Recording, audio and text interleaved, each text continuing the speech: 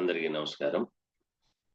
ఈరోజు సాయంత్రం 7 గంటల నుండి ఆస్ట్రాలజీ, వాస్తు, న్యూమరాలజీ, నేమాలజీ, అలాగే కలర్ థెరపీ దీని మీద క్లాసులు చెప్పడం జరుగుతుంది. చాలామంది జాయిన్ అయ్యారు.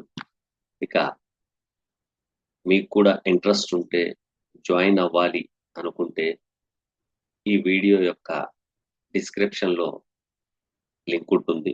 ఆ లింక్ ద్వారా జాయిన్ అవ్వండి. మీరు మీ యొక్క date of birth, time, place మీరు దాంట్లో మెన్షన్ చేసి మెసేజ్ పెట్టండి.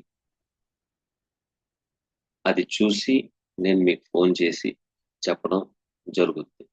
మీరు జాయిన్ అవ్వాలా లేదా అనేది. ఓకేనండి. కాబట్టి ప్రతి ఒక్కరు గమనిస్తారని ఆశిస్తున్నాను. ఇక చాలా మంది మాకు కామెంట్స్ చేశారు. దాంట్లో ధనారెడ్డి గారు అడుగుతున్న ప్రశ్న, hi sir, date of birth 1994, 6 date of birth 1994,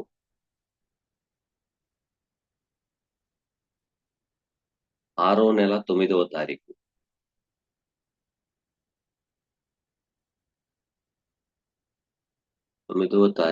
time వచ్చేసి 2 గంటలు, తెల్లవారుజామున 2 గంటలు.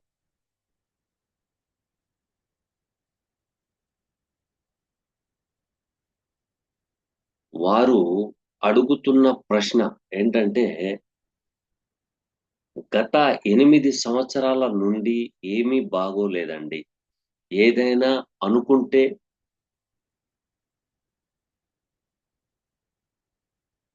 ఏమైనా అనుకుంటే జరగడం లేదు. బందీగా ఉన్నట్టు ఉంది. ఏమీ దారి కనపడడం లేదు. నా చార్ట్ ధన సంపాదించే యోగం ఉన్నాయా? ఇక నా జీవితం ఇంతేనా? ఏమైనా రెమెడీస్ ఏమైనా చెప్తారా అని అడుగుతున్నారు. వారి యొక్క డేట్ ఆఫ్ బర్త్ 1994 జూన్ 9వ తారీఖు, అంటే 9 జూన్ 1994 తెల్లవారుజామున 2 గంటలకు జన్మించారు. ఇది రోహిణి నక్షత్రం, అలాగే మీన లగ్నం. శని 12వ భావంలో ఉన్నారు. ఇక బుధ శుక్రులు 4వ భావంలో, రవి చంద్రులు 3వ భావంలో, కుజ కేతువు 2వ భావంలో, అష్టమ భావంలో రాహు మరియు గురువు. శని 12లో ఉన్నారు. రెడ్డి గారు,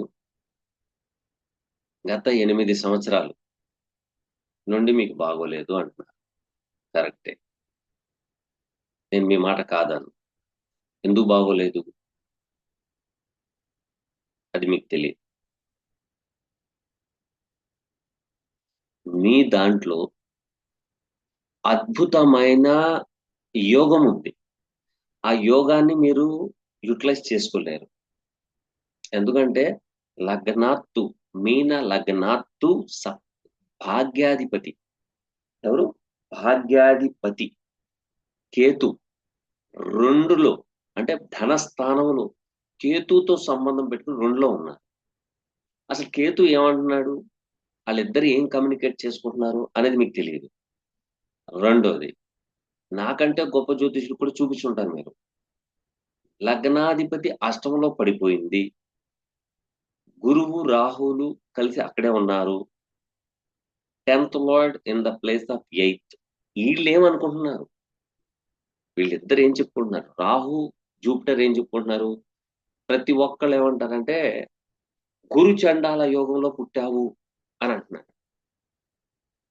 గురు చండాల యోగం అంటే అది స్క్రిప్ట్ అండి.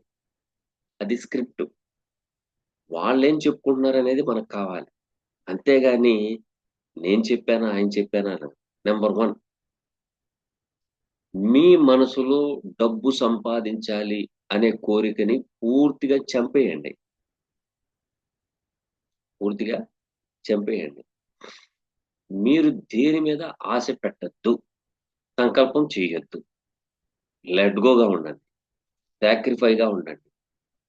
ముక్తిగా ఉండండి. మీ దగ్గర ఒక రూ. 100 ఉంటే రూ. 10 ఎవరికైనా దానం చేయండి.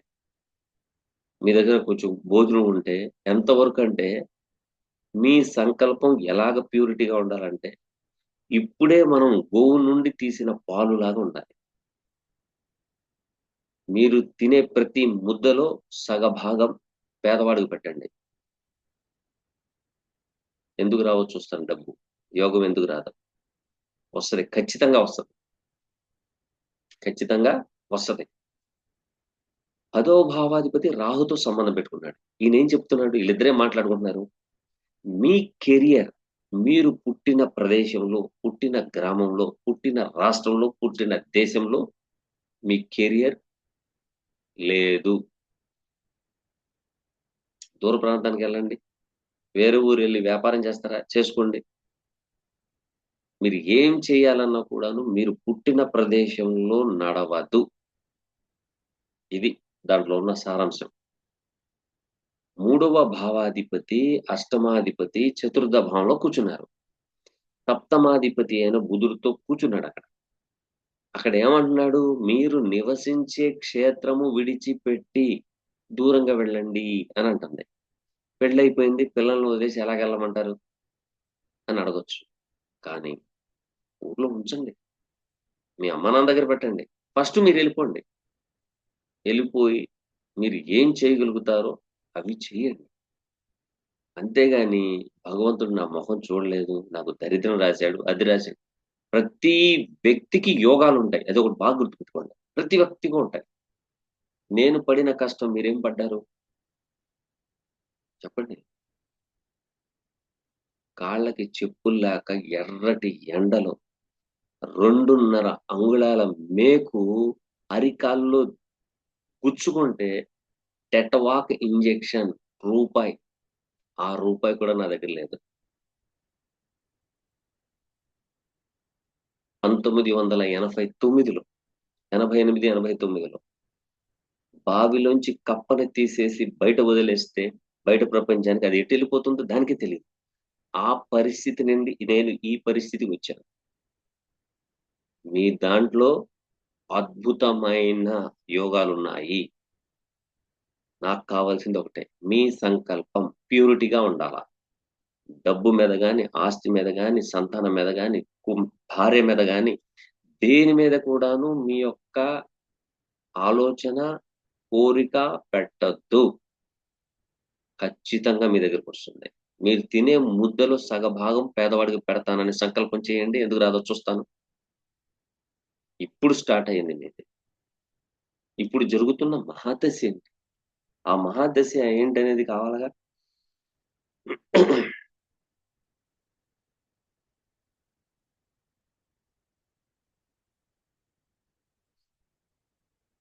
ఆ! రాహు మహర్దశలో మీరు బాధలు మొదలెట్టారు. ఇప్పుడు గురు మహాదశ మొదలయ్యింది. ఎప్పుడు దాకా మొదలైంది? 2039 దాకా ఉంది.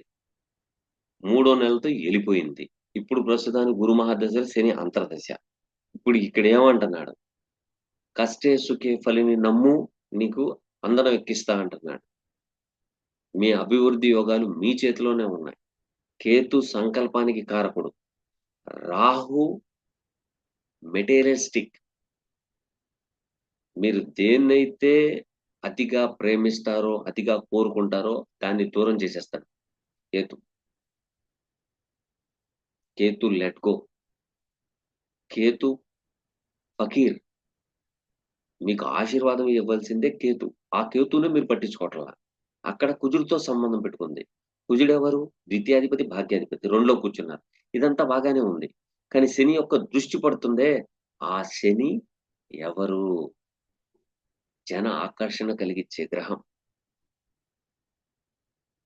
జనానికి ఆకర్షణ కలిగించే గ్రహం. ఆయన 12లో కూర్చున్నాడు. 12 అంటే ఏంటి? దూరము, వృద్ధాప్యము, వృద్ధాశ్రమము, పేదవాడు,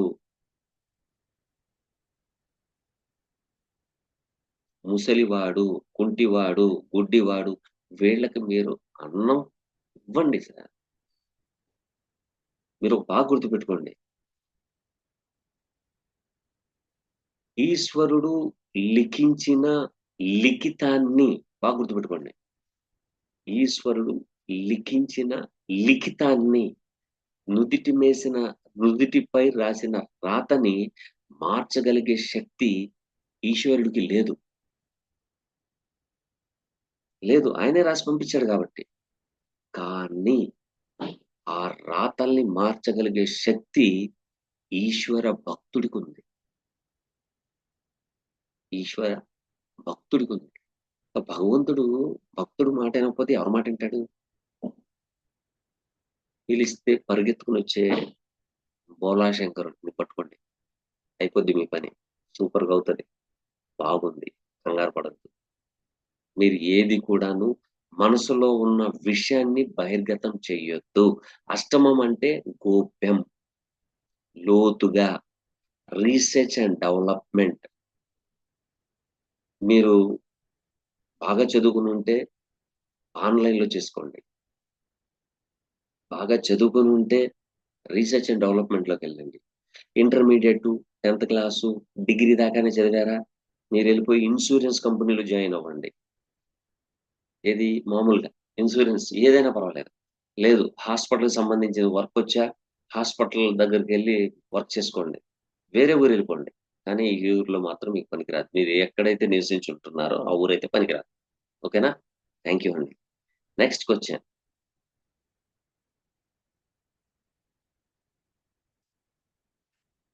శేఖర్ గారు అడుగుతున్నారు. గురువుగారు శేఖర్ వాళ్ళ మదర్‌ని అడుగుతున్నాను. మీకు నా పాదాభివందనాలు. అలాగే పుట్టిన ప్లేస్ న్నారు కదా! అడుగు అడుగుతున్నారు కదా! ఎందుకు ప్లేస్‌లో ఏమి ఉంటుంది సార్? తెలుసుకోవాలి అని అడుగుతున్నాను సార్. చెప్తారా? అలాగే గురువుగారు జీవితం నా వల్ల కావడం లేదు అని ఎప్పుడు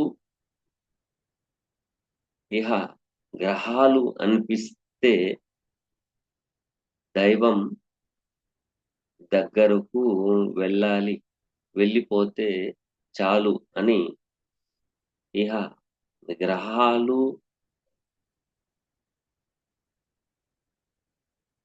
అనేలా చేస్తే చెప్పారు గురువుగారు ప్లీజ్. మేడం గారు ఏమడుగుతున్నారంటే, చాలా కష్టంగా ఉంది.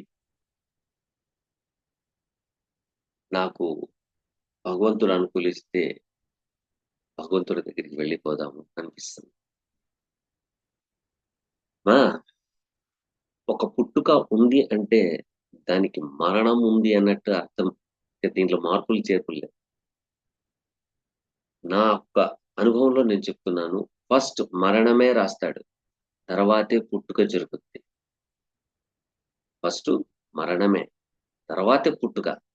మీ పుట్టుక నుండే మనం గుణించాలి. మీ మరణం ఎప్పుడు సంభవిస్తదని. అంతేగాని మనం కోరినంత మాత్రాన రాదు. మనం ఉండాలన్నా కూడా ఉండనివ్వదు. దాని సమయం వచ్చిందంటే ఎవ్వరు చెప్పినా, ప్రధానమంత్రి చెప్పినా, రాష్ట్రపతులు చెప్పినా, ఎవరు చెప్పినా కూడా అవొచ్చి దాని పని అయి చేసుకొని వెళ్ళిపోతాయి. దానికి ఎట్టి పరిస్థితులు లేవు. ఇక మీరడిగిన ప్రశ్నలో పుట్టిన ప్రదేశం ఎందుకు అడుగుతున్నారు అని అడుగుతున్నారు. అందరు జ్యోతిష్యులు లెక్క వేరు. నా లెక్క వేరు. ఇది ఎందుకని? మీరేమైనా గొప్ప జ్యోతిష్యులా? అనే మీ భావన మీ మనసులో రావచ్చు. ఎందుకంటే సహజం అది. ప్రతి ఒక్కళ్ళకి నాకంటే గొప్పోడా ఈయన అనే భావన మానవుడికి లేకపోతే బ్రతకలేడు. అక్కడ మనకి పరాశర మహర్షి ఇచ్చిన గైడ్‌లైన్స్ ఏంటి? గైడ్‌లైన్స్ ఏంటి? అది ఎవ్వరు చెప్పరు. మీరడిగిన ప్రశ్నలో బోలెడంత క్వెషన్స్ ఉన్నాయి. ఒకళ్ళేమంటారు, తల్లిగారు పుట్టిన ప్రదేశం తీసుకోవాలంటారు. ఎందుకు తీసుకోవాలంటే, పుట్టిన ప్రదేశానికి లాంగిట్యూడ్, లాటిట్యూడ్ యొక్క డిగ్రీస్ ఉంటాయి. ఇది కొంచెం డెప్త్ గా చూసేవాళ్ళు మాత్రమే తెలుసు. మామూలుగా పంచాంగంలో చూసిన వాళ్ళకైతే తెలీదు. ఎందుకంటే పుట్టిన సమయం గంట 20 నిమిషాల కాడ నుండి 2 గంటల లోపు ఉంటది. దాన్ని లగ్న ప్రమాణము అని అంటారు. ఆ లగ్న ప్రమాణంలో ఏ లగ్నం అయితే అవుతుందో, ఆ లగ్నంలో 30 డిగ్రీలుంటాయి. ఆ 30 డిగ్రీల్లో ఎన్ని డిగ్రీల్లో మీ పిల్లాడు జన్మించాడు, ఏ నక్షత్రంలో జన్మించాడు, ఏ పాదంలో జన్మించాడు, ఏ సబ్‌లాడ్‌లో పుట్టాడు, ఏ సబ్-సబ్‌లాడ్‌లో పుట్టాడు, అలాగా 5 లెవెల్స్ ఉంటాయి. ఈ 5 లెవెల్స్‌లో మన కేపీ కృష్ణమూర్తి గారు ఏం చేశారంటే, సబ్‌లాడ్ దాకానే మీరు తీసుకోండి అన్నారు. ఈ సబ్‌లాడ్ దాకా కన్నా కొంచెం నాకు చేదస్తం గదా! ఎందుకంటే ప్రతి దాన్ని రీసెర్చ్ చేయాలి. నలుగురికి మంచి చేయాలంటే కొంత నేను కష్టపడాలి. తప్పదు. కాబట్టి కొంచెం డెప్త్‌గా నేను చూసి డేట్ ఆఫ్ బర్త్, టైమ్, ప్లేస్‌లో తల్లి యొక్క గర్భము నుండి శిశువు తల్లి యొక్క గర్భము నుండి తొలి శ్వాస తీసుకున్న సమయం. దీని గురించి చాలామంది ఒక నేనే గొప్ప అనుకునే డప్పులైతే కొట్టుకున్నారు. ఉన్న వాస్తవం చెప్తున్నాను. పూర్వకాలంలో కాళ్ళతో బయటికొచ్చేవాళ్ళు పిల్లలు. ఒక 40 సంవత్సరాలు, 30 సంవత్సరాలు వెనక్కెళ్ళండి. వాళ్ళు మెడికల్, మెడికల్‌కి సంబంధించిన పిల్లలంట. వాళ్ళ పుట్టుకలోనే మెడికల్ ఉన్నది. ఆ సంగతి మనోళ్ళకి తెలీదు. చెప్పినా వినరు. ఎందుకంటే 30 సంవత్సరాల క్రితం ఎవరికైనా మెడ, నడుము వంగిపోతే అలాగ కాళ్ళతో పుట్టిన వాళ్ళకి వాళ్ళ వాళ్ళతో మనం దిగదుడుచుకుంటాం. అంటే ఆయిల్ రాసి ఆ కాళ్ళతో రుద్దించుకుంటే ఎటువంటి రోగమైనా స్పైనల్ కార్డ్ గాని, లేక మెడకు సంబంధించింది గాని, వాతానికి సంబంధించింది గాని, నరాలకు సంబంధించింది, వెన్నుపూసకు సంబంధించిన ప్రతి రోగము వాళ్ళతో తగ్గేది. మన వాళ్ళకి లాజిక్స్ ఒద్దు. మ్యాజిక్‌లు కావాలి. కాబట్టి మ్యాజికల్‌గానే ఉంది జీవితం. ఓకేనా? రెండోది పూర్తి బేబీ బయటకొచ్చిన టైమా అని దాని మీద వాదోపవాదాలు. లేదు తల్లి గర్భము నుండి తల బయటకొస్తే చాలు అనేది కొంతమంది వాదన. కొంతమందేమంటున్నారు, పేగు కత్తిరించిన తర్వాత ఆ లోకం నుంచి ఈ లోకంలోకొచ్చాడు గాబట్టి అది టైం అంటున్నారు. సరే ఇయన్ని గోల నాకెందుకు? నాకు కావాల్సిందేంటి? తొలి శ్వాస. శ్వాస పీల్చితే పంచభూతాల్లో గాలి, జీవం అనేదొకటుంది. ఎప్పుడైతే తొలి శ్వాస పీలుస్తాడో పంచభూతాల్లో జీవి అంటే దాన్నేమంటారంటే జీవత్వం అని. అక్కడ గురువు జీవకారకుడు. ఆ గురువు ఎప్పుడైతే జీవకారకుడై యాక్టివేషన్‌లోకొస్తాడో పిల్లాడు ఏడవడం మొదలెడతాడు. అంటే పంచభూతాల యొక్క ప్రభావితం అప్పుడు స్టార్ట్ అయిపోద్ది. తొలి శ్వాస తల్లి గర్భము నుండి వచ్చిన ఆ టైం ఎవరు తీయలేరు. డాక్టర్‌లేమంటారంటే, "అది మాకెట్టా తెలుస్తదండి" అంటారు. తెలుస్తది. ఎలాగొస్తదంటే 159 పూర్వపుణ్య స్థానాలు, పుట్టిన నక్షత్రాధిపతి, అలాగే తల్లి, తండ్రి యొక్క నక్షత్రాలు, తన తోబుట్టువుల యొక్క నక్షత్రాలు మొత్తం తీస్తేనే తను తీసుకున్న తొలి శ్వాస సమయం వస్తది. ఆ సమయానికి లాంగిట్యూడ్, లాటిట్యూడ్ యొక్క డిగ్రీస్ బట్టి ఈ టైంలో పుట్టాడు. పుట్టిన ప్రదేశంలో ఇవి ఇవి ఉంటాయి. ప్రకృతి నిర్మించినయి కొన్ని ఉంటాయి. టెంపుల్స్ అని, హాస్పిటల్స్ అని, లేకపోతే చెరువులని, సముద్రం అని, లేతే నదులని ఇలాగుంటాయి అవి. సో, ఈ విధమైన తీసుకుంటేనే తను పుట్టిన సమయము, పుట్టిన ప్రదేశం. బట్టి ఏ లగ్నము, ఏ నక్షత్రము,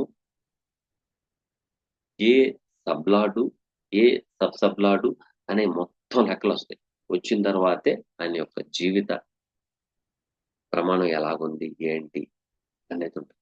ఓకేనమ్మా. థాంక్ యూ మా. Next question.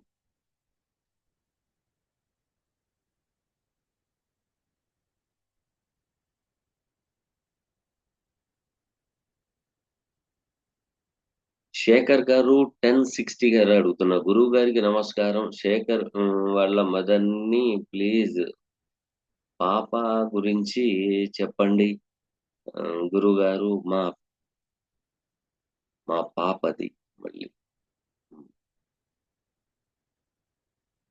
2003 నైట్ 9 గంటలకి గుంటూరులో పుట్టింది. సార్ ఆమెకి జాబ్ ఎప్పుడు వస్తుంది? బీటెక్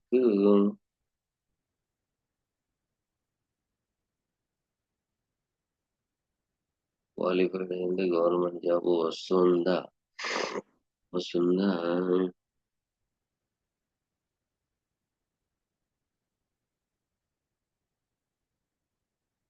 అమ్మా మీరు చాలా ప్రశ్నలు అడిగారు. ఉన్న సమయాన్ని నేను ఇచ్చేసి చెప్పాలనుకుంటున్నాను. ఆల్రెడీ మీ ముందు ప్రశ్నకి సమాధానం చెప్పాను. మళ్ళీ చెప్తాను. నెక్స్ట్ టైం మళ్ళీ క్వశ్చన్ ఇవ్వండి.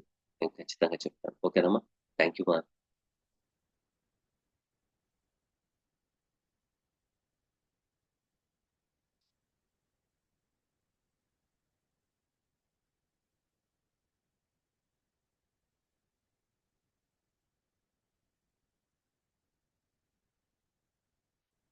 వెంకటేశ్వర్లు గారు అడుగుతున్న ప్రశ్న 1995 మూడో నెల 11వ తారీఖు. 1995 మూడో నెల 11వ తారీఖు. వివాహమయ్యి 2 సంవత్సరాలు అవుతుంది. వివాహమయ్యి 2 సంవత్సరాలు అవుతుంది. వారికి సంతానం ఎప్పుడు కలుగుద్ది? సంతానం ఎప్పుడు కలుగుద్ది అని పెట్టారు. చాలా బాగుంది. కానీ టైం ఇవ్వలేదు. టైం ఇవ్వకపోతే ఎలా సార్? చెప్పండి. టైం ఇవ్వలేదు. నేను ఏ టైం అని అనుకోవాలి? సరే మీరు అడిగారు కాబట్టి కొంతవరకు నా పరిజ్ఞానం సహకరించినంత వరకు మీకు తెలియపరుస్తాను. చంద్రుడు మిథున రాశిలో ఉన్నారు. పంచమాధిపతి అయిన బుధుడు పూర్తిగా రాశిలోనే శనితో సంబంధం పెట్టుకున్నారు. అలాగే శని యొక్క దృష్టి కేతు మీద పడడం జరుగుతుంది. ఇక్కడ పంచమాధిపతి శనితో సంబంధం పెట్టుకోవడం, ఆ శని 12 కూడా అధిపతి అవ్వడం, తర్వాత శుక్రుడు కూడా 12లో ఉండడం జరిగింది. సార్ ఒక్కసారి date of birth, time, place మరొకసారి పెడతారని ఆశిస్తున్నాను. Thank you.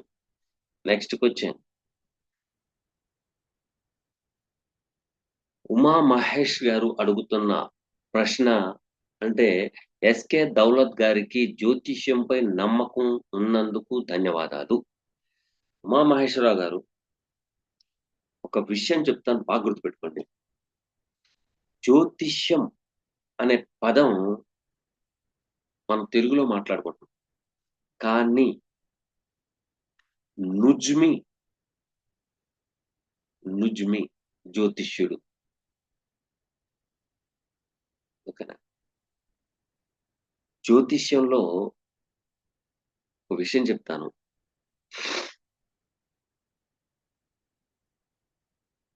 ఇది కొన్ని వందల సంవత్సరాలు, వేల సంవత్సరాల క్రితమే ఉందండి ఇది. మనకు కొంచెం తెలుగొచ్చు కాబట్టి తెలుగులోని, సంస్కృతంలో ఉన్నాయి చదువుకుంటున్నాం కాబట్టి ఇలాగే జరిగింది. ఒకానొకప్పుడు సిట్యుయేషన్‌లో హైదరాబాద్‌లో కిమ్స్ హాస్పిటల్, రాజ్‌భవన్ రోడ్ దాని ముందల ఒక పెద్ద చెట్టు. ఆ చెట్టు కింద భోజనం చేసే పేదవాళ్ళు.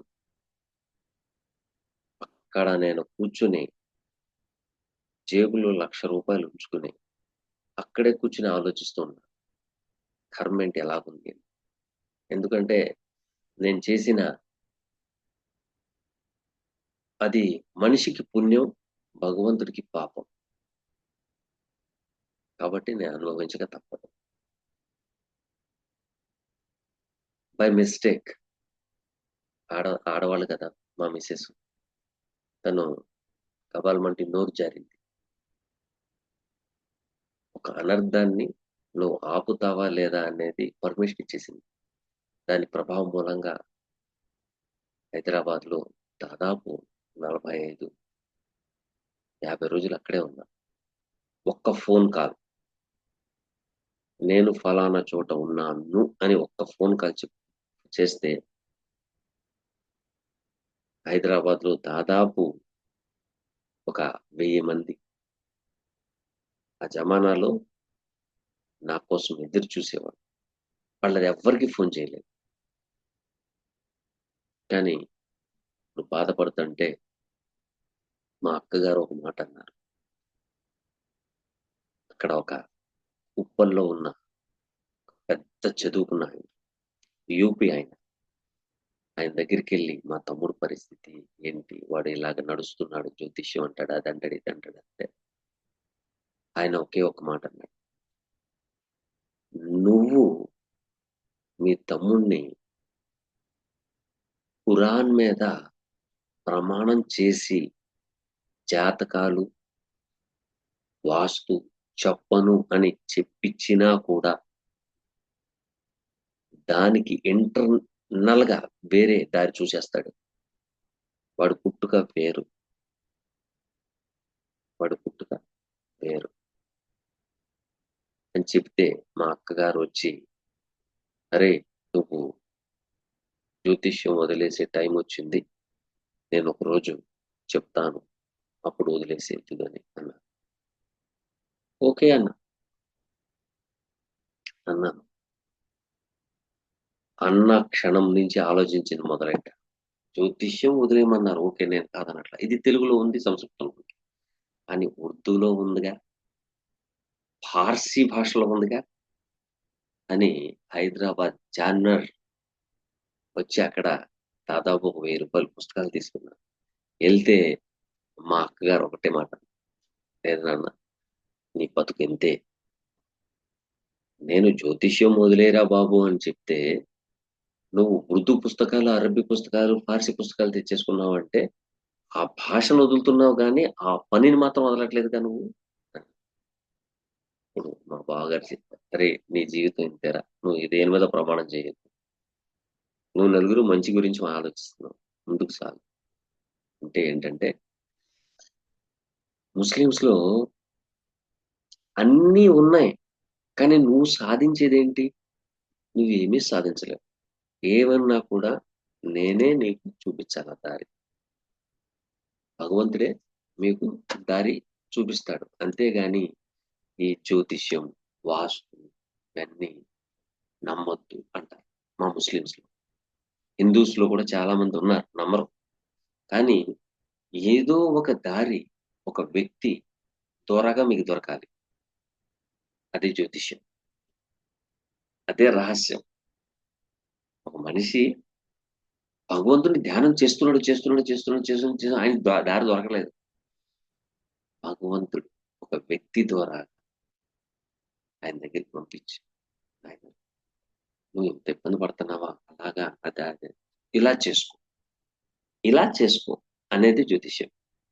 అదే భగవంతుడు చేస్తాడు కదా, నువ్వు ఎందుకు ఇబ్బంది పడతావు, ముందే తెలుసుకుని నువ్వేం సాధిస్తావు అనేది. మీరు హైదరాబాద్ వాస్తవులైతే గత 3 సంవత్సరాల క్రితం ఒకళ్ళకి ఒక విషయం చెప్పారు. వాళ్ళు నాకు, మీరు ముస్లిం, మీకంటే గొప్ప జ్యోతిష్యులు చెప్పారు, మా అబ్బాయి జీవితం 3 పువ్వులు 3000 కాయల్లా ఉంటుంది అని అన్నారు. నిజమేనమ్మా, మీ అబ్బాయి జీవితం అయితే బాగుంటుంది, కానీ ఒక అనర్థం చుట్టుకుంటుంది, దాని మూలంగా మీ కుటుంబం మొత్తం నిద్ర ఆహారాలు మానేయాల్సిన పరిస్థితి వస్తుంది. వచ్చేసా. నౌ స్టిల్ నౌ స్టిల్ తినటానికి తిండి, ఉండటానికి ఇల్లు, కట్టుకోవటానికి బట్టలు, తిరగడానికి బళ్ళు అన్నీ ఉన్నాయి, మనశ్శాంతి లేకుండా బతుకుతున్నారు. దట్ ఈస్ జ్యోతిష్యం. మీ అమ్మాయి జీవితం ఆహా, మీ అబ్బాయి జీవితం ఆహా అనగానే సంబరపడిపోవడానికి అవి భగవంతుడు సృష్టించిన గ్రహాలు. అవి ఏ లంచానికి లొంగం, ఏ పలుకుబడికి లొంగం, కానీ మీ యొక్క సంకల్పానికి లొంగిపోతాయి. అది కనిపెట్టుకుంటే చాలు. ఓకేనా సార్? ప్రతి కులంలో ఉన్నాయి, కానీ అంత దూరం చదవరు, అంతే, వేరేదేమి లేదు దీంట్లో. ఇప్పుడు హిందువులు కానీ ముస్లిమ్స్ కానీ ఏదైనా సరే నిలబడుపు చూసి ఉపవాసాలు ఉంటారు, నిలబడుపు చూసి వదిలేస్తారు. ఎందుకంటే ఫండమెంటల్ గైడ్స్ అవి రాశారు. అవేంటి అన్ని జ్యోతిష్యానికి సంబంధించి. ఓకేనా? Thank you, thank you, thank you very much. Next question Ramakrishna గారు అడుగుతున్నారు. నమస్కారం సార్, ఒక్కొక్క రాశిలో ఒక గ్రహము ఎన్ని డిగ్రీస్ లో ఉంది అనేది చెప్పండి. సార్ రామకృష్ణ గారు, మీకు ఇంట్రెస్ట్ ఉంటే, ఎందుకంటే ఒక్కొక్క గ్రహము ఒక్కొక్క రాశిలో ఎన్నెన్ని డిగ్రీస్ ఉందో చెప్పాలంటే నేను 35 సంవత్సరాల నుంచి నౌ స్టిల్ ఇప్పుడు కూడా నేను రీసెర్చ్ చేస్తున్నా. అవన్నీ ఒక్కొక్క చెప్పాలంటే కొన్ని వందల వీడియోల వేలు వీడియోలు అవుతాయి. మీకు ఇంట్రెస్ట్ ఉంటే డిస్క్రిప్షన్ లో లింక్ ఉంటుంది, లింక్ ద్వారాగా జ్యోతిష్యం నేర్చుకోండి. ఒక్కొక్క డిగ్రీస్ అలా చెప్పాలంటే ఇప్పుడున్న ఏ జ్యోతిష్యుడు చెప్పడం, ఉన్న వాస్తవం చెప్తున్నాను. నిజం చెప్పే వేప చెట్టు ఎప్పుడు చేదుగానే ఉంటుంది. లేదు కాదంటారా? బుక్స్ ఉన్నాయి, బుక్స్ తీసుకుని చదువుకోండి. మీకు ఎక్కడైతే ఆటంకం కలుగుద్దో, ఎక్కడైతే మీకు అర్థం కాదో, నా యొక్క ఫోన్ నెంబర్ ఉంటుంది, నాకు కాల్ చేసి చెప్పండి దీని అర్థం ఏంటి చెప్తాను. ఓకేనా sir? Thank you. Next question Suryakumari Suryakumari గారు అడుగుతున్నారు. 2/1/1999లో నైట్ 10:34 కాకినాడలో పుట్టాడు. జూన్ 6, 2024 నుండి స్కిన్ ఎలర్జీ వచ్చింది. హోమియో వాడుతున్నాడు. ఓన్లీ ముక్కు పైన కాలిన ముక్కుపై కాలిన పొక్కులు వచ్చి తగ్గడం లేదు. తగ్గి మళ్ళీ వస్తున్నాయి. శని దశ, గురువు అంతరం. శని ఆమ్, ప్రత్యంతరంలోనూ ప్రారంభం అయ్యాయి. ఎప్పుడు జూన్ 25 వరకు బుధ అంతరం ఉంది. గురుగారు ఎప్పుడు తగ్గుతాయి గురుగారు ప్లీజ్ చెప్పండి అన్నారు. ఓకే, 1999 ఒకటో నెల జనవరి 2వ తారీఖు 2వ తారీఖు రాత్రి 10:34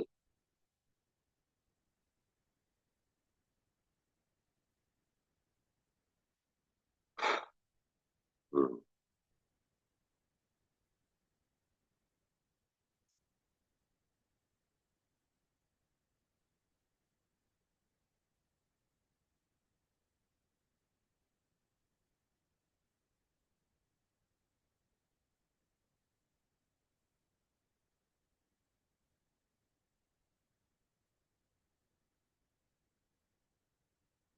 ఉమ్.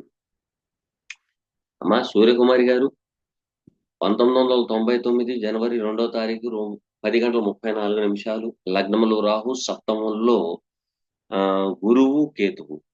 గురువు ముక్కుకు సంబంధించిన గ్రహం, కేతువుతో సంబంధం. ఓకేనా? ఇక బాధకంలో Shani aspect on third lord is a Venus. Venus మీద దృష్టి. ఓకేనా? రెండోది ఇక్కడ కుజ మరియు శనులు కాంబినేషన్ రెండో భావంలో. రెండో భావం అంటే ముఖము, ముఖములు, ముక్కు. ఓకేనా? ముక్కు అందాన్ని సూచించే గ్రహం శని, వీనస్. వీనస్ మీద శని యొక్క ఆస్పెక్ట్. మీరు వాడుతున్నది ఏంటి? మీరు వాడుకుంటుంది ఏంటి? హోమియో ఆయుర్వేదిక్ లో చూడండి. ఆయుర్వేదిక్ లో చూడండి, మీకు దొరుకుతుంది. ఆయుర్వేదిక్ లో లిక్విడ్ లిక్విడ్ ఐటెం అండి, మెడిసిన్ కాదు, లిక్విడ్ ఐటెం తో సంబంధించిన దాంతో తీసుకుంటే సరిపోతుంది. అదే తగ్గుద్ది. ఎందుకంటే పుట్టినప్పుడు కుజుడు రెండో భావంలో ఉన్నాడు. శని యొక్క దృష్టి, శనిపై దృష్టి, అంటే షష్టాధిపతిపై దృష్టి. సో అక్కడ ఏమవుతుంది, తొమ్మిదో భావంలో బాధకుడు రెండో భావంలో కూర్చున్నాడు. ఈయనకి ముఖ్య కదమ్మ రైట్ సైడ్, ఈ రైట్ సైడ్ భాగంలో ఎక్కడైనా సరే డంట్ పడుతుంది. అంటే అక్కడ స్క్రాచెస్ కానీ లేకపోతే కుట్లు కానీ పడే అవకాశాలు ఉంటాయి ఈ రైట్ సైడ్ అన్నమాట. ఇది కొంచెం జాగ్రత్త వహించుకుంటే సరిపోతుంది. ఓకేనా? థ్యాంక్ యూ మా. Next question.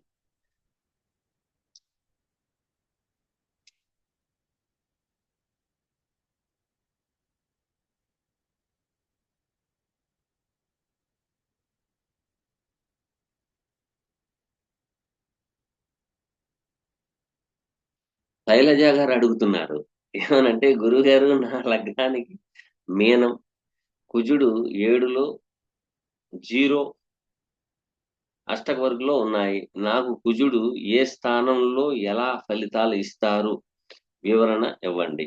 సెవెంత్లో 0 మా 1-17, 17 1/11/2023 నుండి మెంటల్ టెన్షన్స్, డబ్బు కోసం, ధనం కోసం, అభివృద్ధి కోసం 1/11/2023 నుండి అసలు బాగోలేదు. అక్కడ 0 ఇవ్వడం వలన స్థలం విషయం గాని, పొలం విషయం గాని, వాహన విషయం గాని కొంత తలకాయ నొప్పి అయ్యుంటుంది మీకు. గత పోయిన నెలలో కేతువు చాలా చక్కగా సింహరాశిలోకొచ్చారు. మీ ధనం మీ దగ్గరకొస్తుంది. మీ స్థలం పోయిందనుకుంటే ఆ స్థలం కూడా వచ్చేస్తది. మీకు వాహనం పోయిందంటే ఆ వాహనం కూడా వచ్చేస్తది. అన్నీ మీకు ఇప్పుడున్న పరిస్థితిలో పాజిటివ్స్ వచ్చినియి. ఇబ్బందేమీ లేదు. పర్వాలేదమ్మా. ఓకేనా? థాంక్ యూ మా. Next question.